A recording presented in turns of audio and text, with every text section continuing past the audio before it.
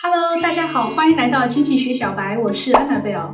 去年开始，我们经常听到美联储说我们要开始缩表、涨利息，减少市场的资金流动性，要量化紧缩 （quantitative tighten）。前几年我们也听说 QE（quantitative easing）。今天我就想跟大家聊一聊 QT 和 QE 到底是如何运作的。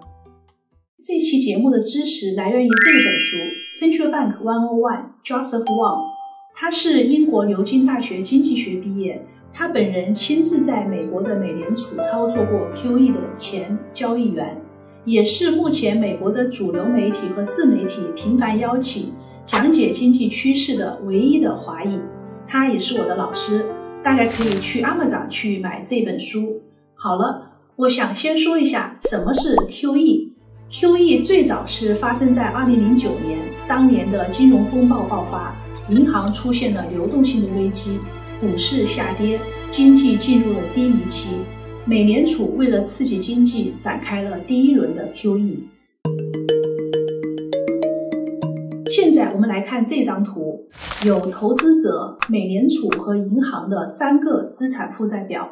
投资者卖掉了债券，收回了现金。你们看到它的资产栏 assets 这一部分的债券是减少了100块，银行的存款是增加了100块。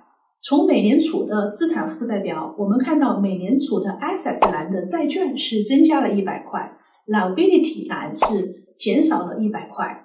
那么他们是把这100块钱给了银行。我们再来看银行的 assets 是收到了美联储转过来的100块， liability 栏欠投资人的100块。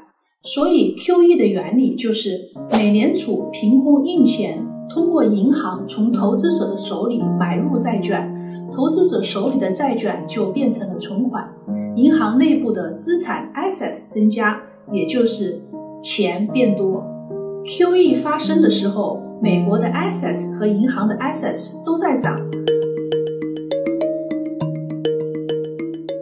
当银行的钱变多，流动性就会增加。美联储大量印钱买入国债，国债价格上涨，利息下跌。美联储通过调低利息也能够刺激经济。QT 就是反向操作，美联储不买入债券，不凭空印钱，不给银行输入流动性。这张图就多了一个财政部的资产负债表，一共有4个表。财政部转100块钱到美联储付清100块钱的国债，你们看到美联储收到了钱， assets 减少了100， liability 也减少了100。那财政部的这100块钱从哪里来呢？是财政部发行更多的国债，让投资人买入，投资人用银行的存款买入国债。你们看到投资人的 deposit 是在减少， treasure 就是国债是在增加的，银行的存款减少了，转到了财政部的 TGA account Treasury General Account。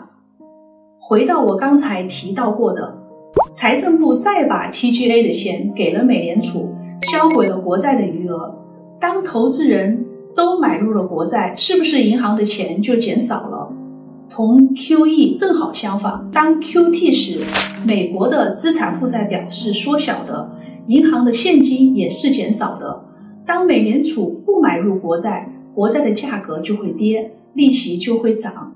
我上期讲过债券的价格和利息的关系，也讲过可以买入短期国债。我这次讲完了 QT 后，不知道你们会不会更深刻地理解为什么国债的利息是涨的。